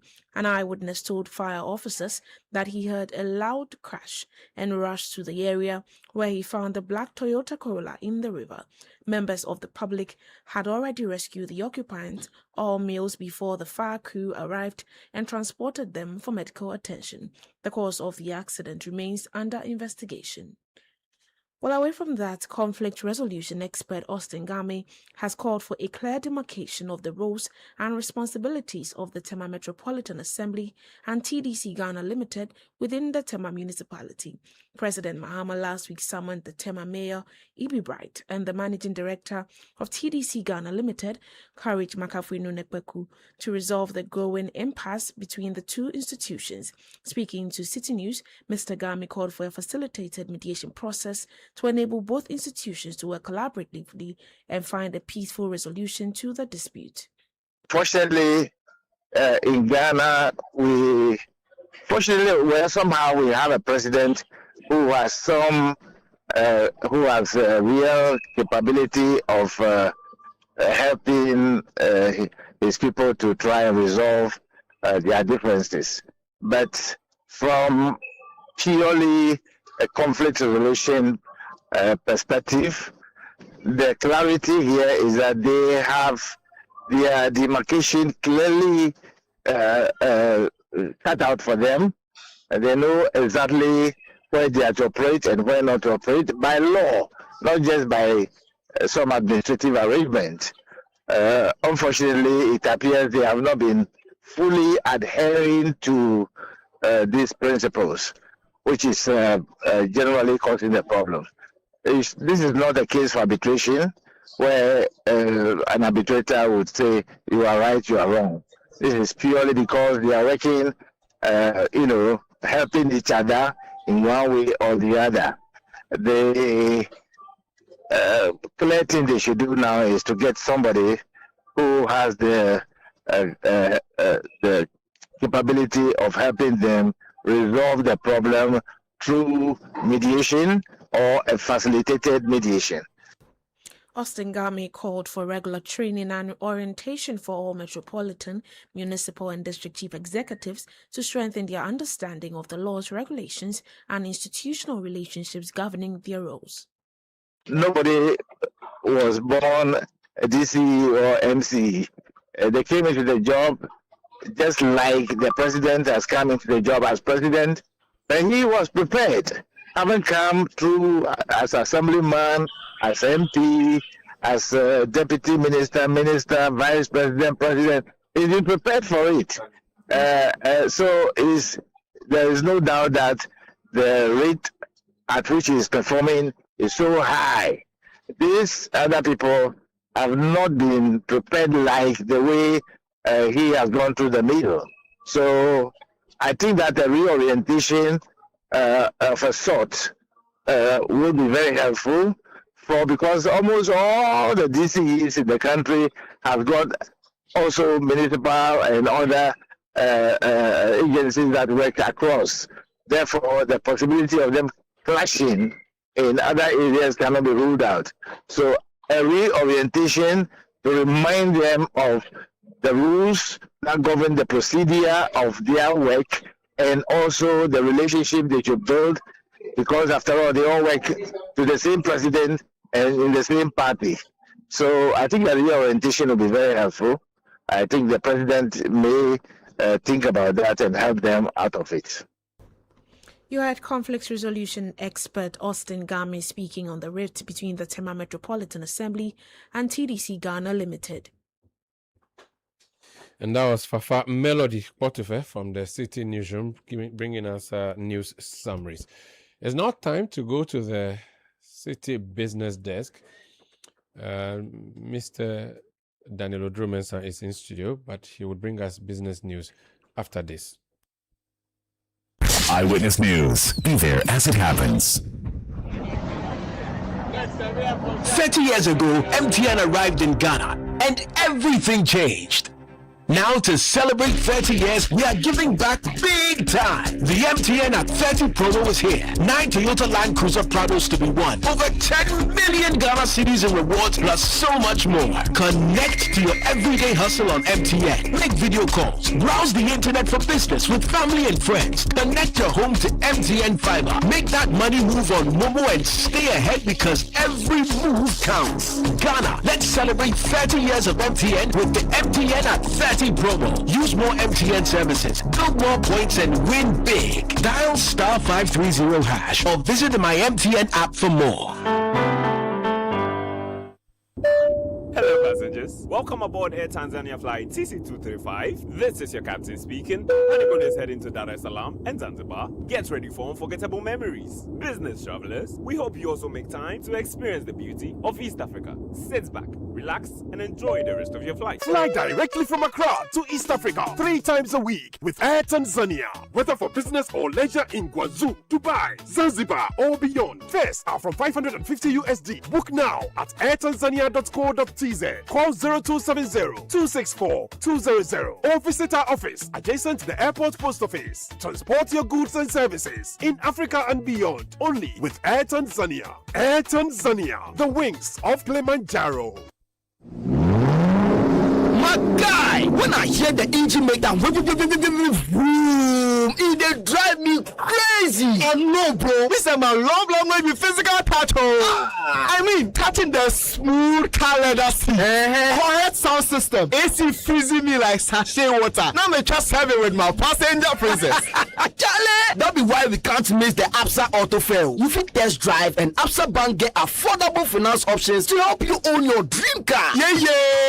Join us for the Absa Auto Fair on Saturday 22nd and Sunday 23rd August at Good Park, Accra Mall. Come for affordable finance options from Absa Bank, special discounts and offers from your favorite automobile brands, plus insurance and auto accessory exhibitors. Want to showcase your brand? WhatsApp 0541 361 237 to book your exhibition space today. The Absa Auto Fair is powered by Absa Bank in partnership with Citi FM and Holland Insurance. The Absa Auto Fair is calling. Will you answer? Let your voice be heard on Eyewitness News on Facebook at facebook.com/City97.3, Twitter at twitter.com/City973, and Instagram at instagram.com/City973 with the hashtag Eyewitness News.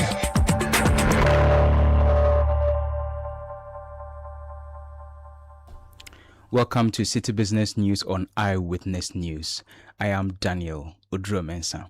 Now, Ghana's producer price inflation rose to 4% year-on-year in July 2026, up from 3.5% in June, driven largely by higher gold prices and continued increases in utility costs. Latest data from the Ghana Statistical Service shows that producer prices increased by 2% month-on-month in July, reversing a 3.7% decline recorded in June. Here's more. The Ghana Statistical Service attributed the rise in producer price inflation partly to higher global gold prices, which pushed up costs in the mining and quarrying sector. The sector's month-on-month inflation increased by 12.4 percentage points, lifting its annual inflation rate from 2.6% to 3.5%.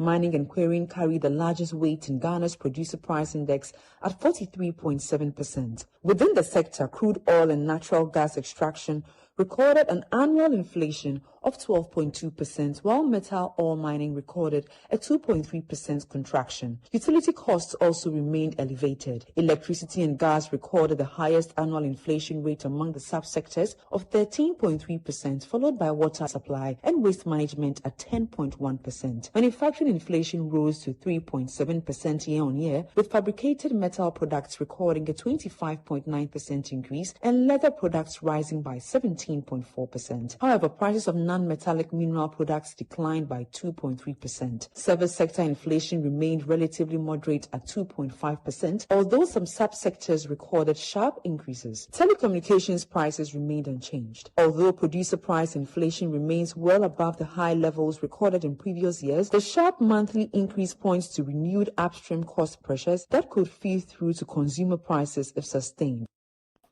That was a Business Desk report. Freight forwarders at the ports are warning of rising operational costs as persistent internet and banking system disruptions continue to delay customs duty payments and the clearance of imported goods. The disruptions, which began last Friday, have reportedly affected the ability of freight forwarders to make and confirm duty payment, creating bottlenecks in the clearance process. Manager of Cortex Freight Logistics Limited, Obediah Awochi, tells Citi Business News the situation is particularly worrying because shipping lines may continue charging demurrage even when importers are unable to clear their goods due to the technical challenges.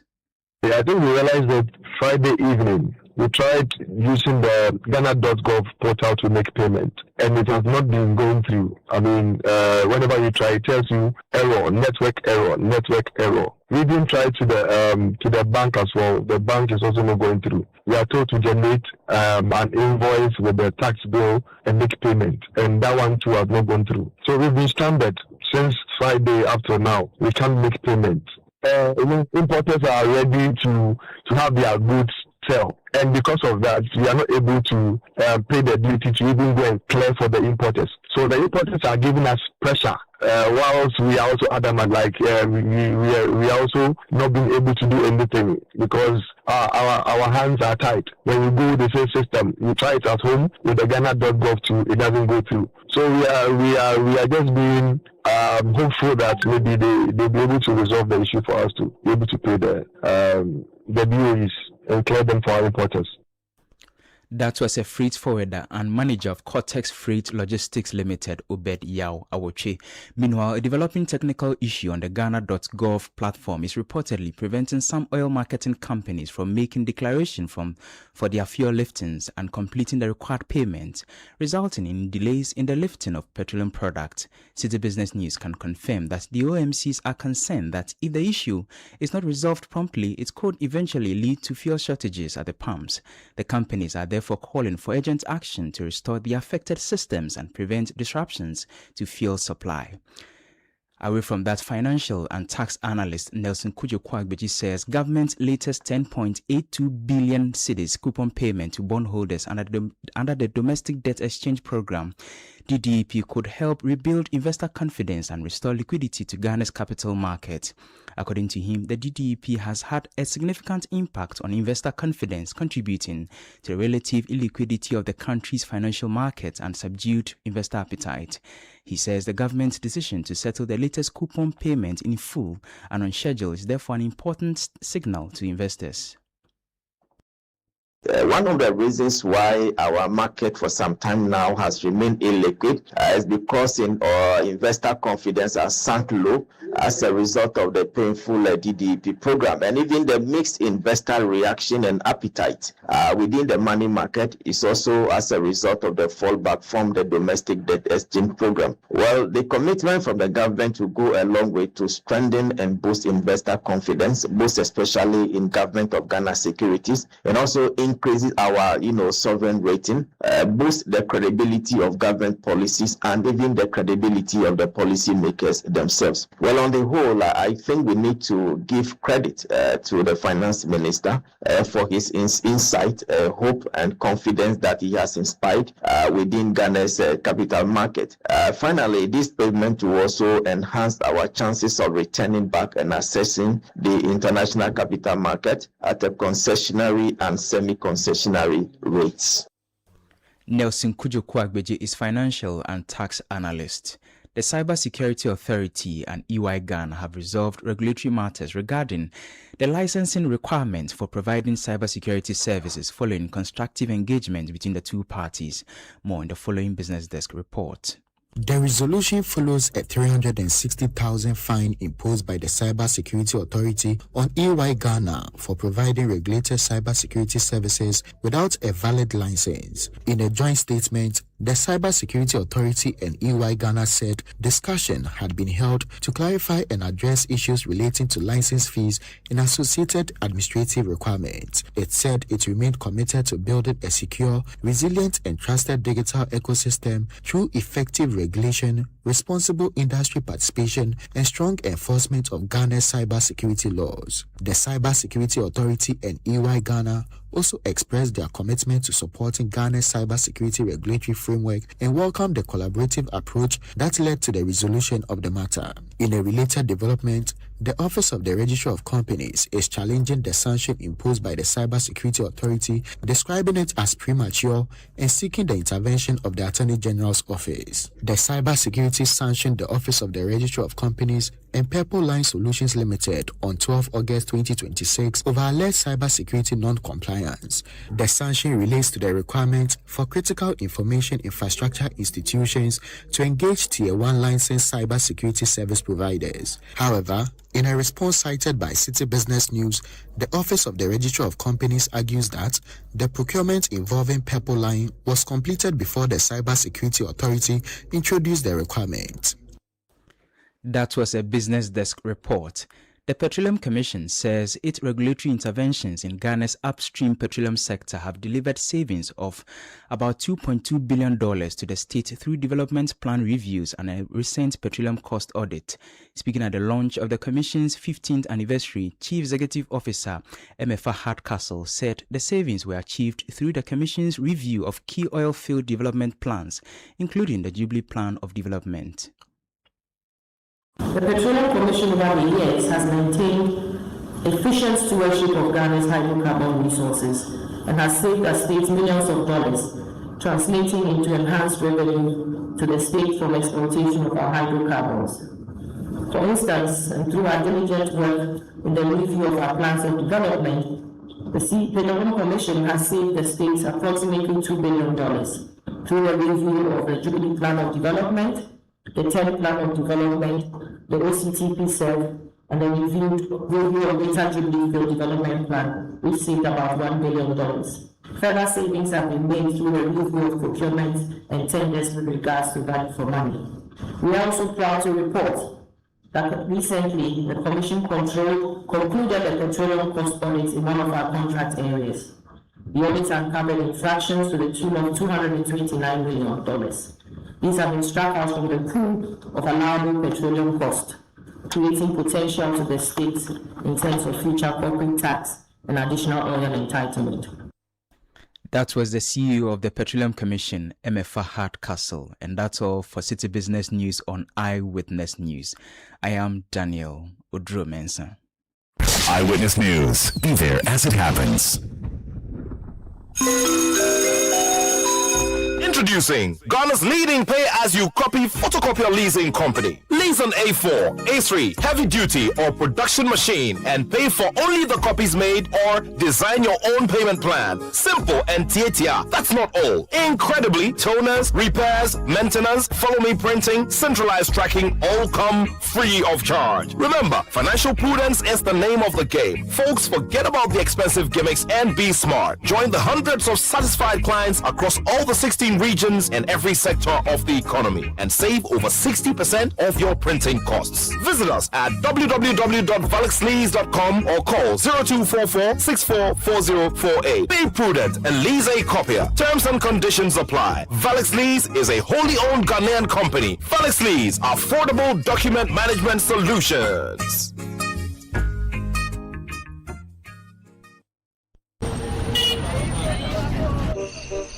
Everybody they sell, but your shop they empty. Where's my report? Bro, month no end yet too. But see, your pocket stop they take. Another emergency for the house. Come me get ideas. Ideas go kill them. Another idea, another mark time. No capital to start.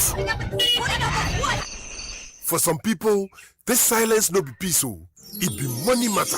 With bills, there's no need for silence. From my emergency loans to salary loans to working capital loans and startup loans, Bills has you covered. Apply with your Ghana card today. Call 0596 920 833 or 0302 200 390. Bills, financing your needs. T's and C's apply.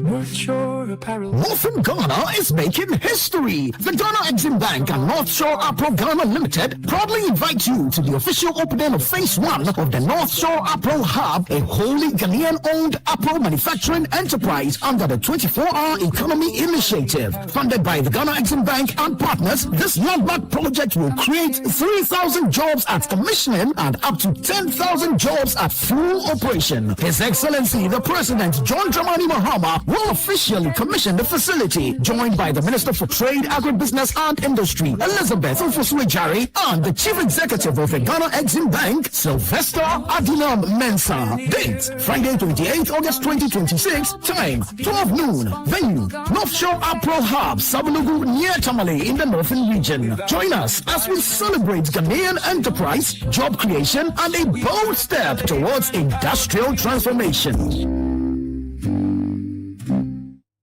Your child can excel academically in the sports they love and are good at. At Prodigy International Academy, we believe every child deserves to excel in the classroom, on the field, and in life. With an internationally recognized curriculum, an elite sports program, modern, well-serviced boarding facilities, and a strong foundation in Christian values, Prodigy nurtures confident, skilled, and well-rounded learners who are prepared for a global future.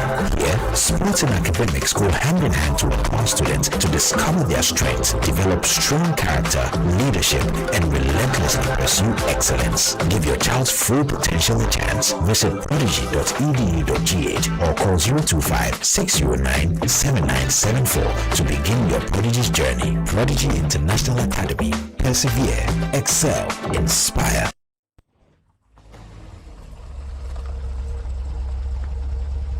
Driver, can I send Momo to your personal number? Oh, sister, Debut, just scan my GHQR code or send to my merchant ID. Oh, okay. Nice one. Customer.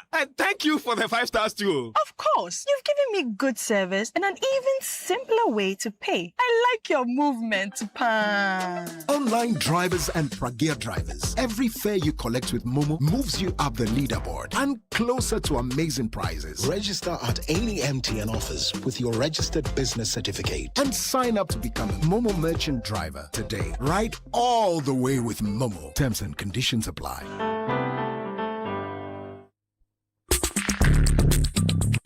Let your voice be heard on Eyewitness News on Facebook at facebook.com/City97.3, Twitter at twitter.com/City973, and Instagram at instagram.com/City973 with the hashtag Eyewitness News.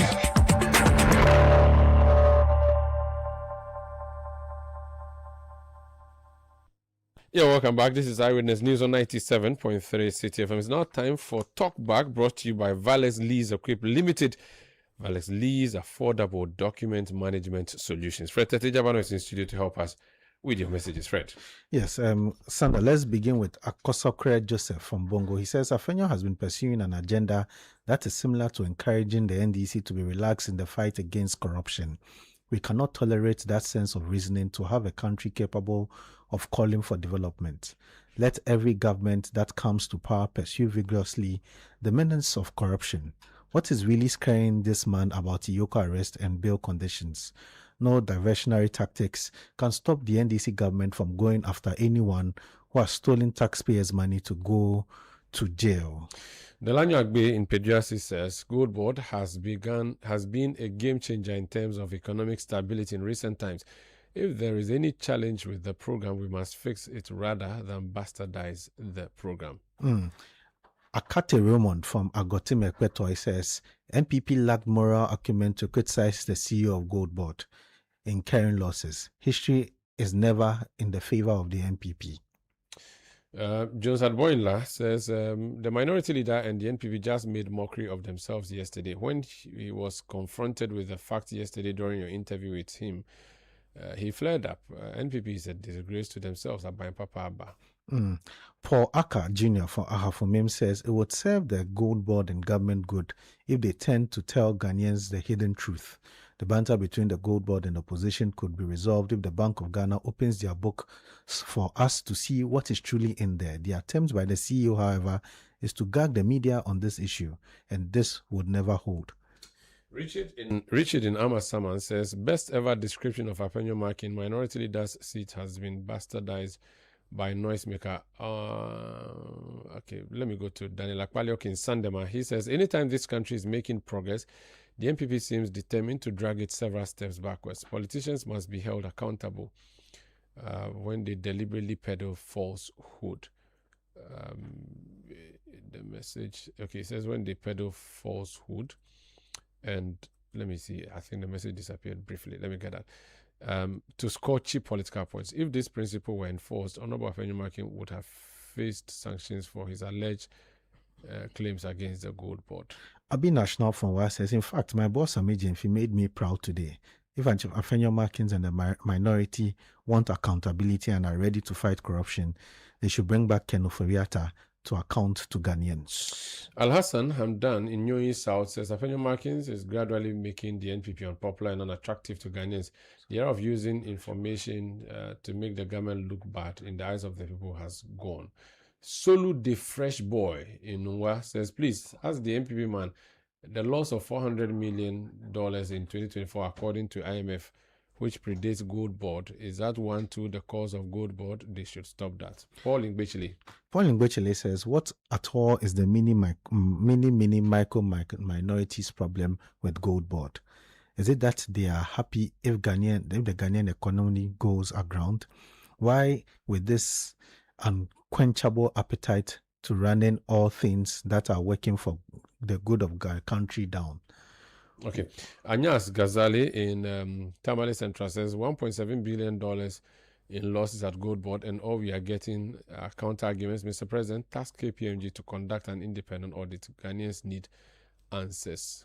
Rose Yoga from Abutiati says, I strongly urge the majority leader to support Sami Jemfi, the CEO of Gold Board, in addressing the baseless allegations made by the minority leader regarding purported billions of cedis and losses.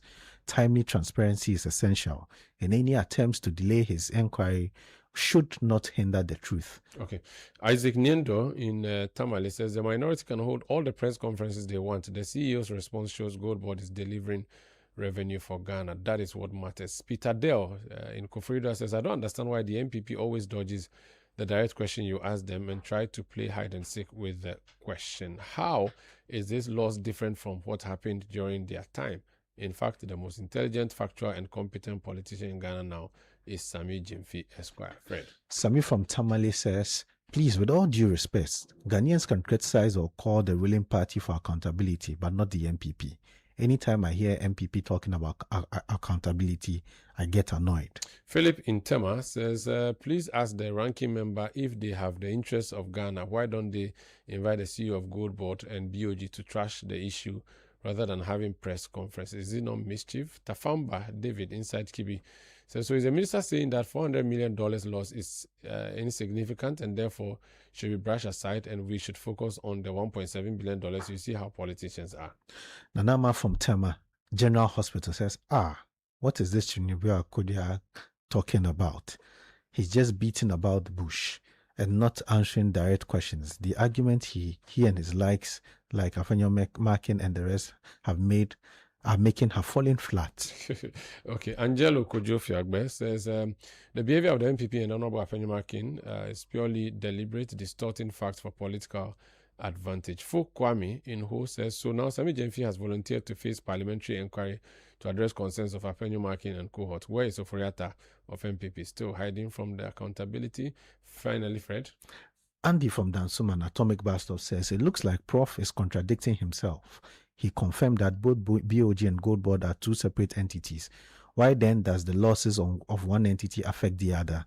I have to take this one last one from Golokwati in the Volta region, and it's Derek. He says, thank you for bringing the world closer to us here in Golokwati in the Volta region. Thank you so much. And thank you to all who've sent their messages to us on Talkback here on Eyewitness News. Talkback is brought to you by Valex Lease Equip Limited, Valex Lease Affordable Document Management Solutions. I am Omar Rusandamadu. I did this with Fred Tete Jabano, produced by Bevelyn London, Juliana Odami Asari, Kobina Wilson. Technical support from Desmond Nyako and Renice Foley. New Media by Edwin Kwakofi and the New Media team. We'll return tomorrow at 1700 GMT. Thank you for listening and have a good night.